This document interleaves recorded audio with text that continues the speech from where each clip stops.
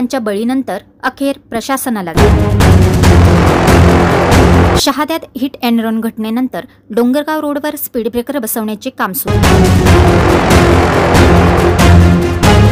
शहादा डोंगरगाव रस्त्यावर सोमवारी भीषण अपघात घडला होता. मद्यधुंद कारचालक आदित्य उचित पाटील यांनी रस्त्यावर शतपावली करणाऱ्या आई व लेक दोघांना आपल्या आलिशान फॉर्च्युनर कारने चिरडले.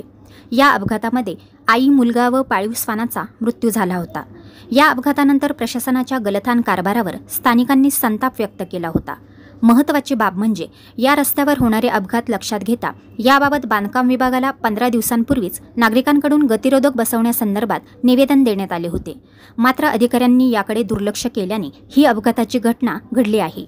परिणामी प्रशासनाच्या पुन्हा एकदा गलथान कारभारामुळे आई व मुलाला जीव गमवावा लागल्याचे बोलले जात आहे. त्या अपघाताचे गांभीर्य घेत प्रशासनाने डोंगरगाव रस्त्यावर गतिरोधक बसवण्याचे काम हाती घेतले. गतिरोधक बसवल्याने नागरिकांमध्ये समाधान व्यक्त करण्यात येत आहे. परंतु माय व लेकाच्या बळी गेल्याने प्रशासनाला जाग आली का, असाही प्रश्न नागरिकांनी उपस्थित केला आहे. श्री न्यूज शहादा.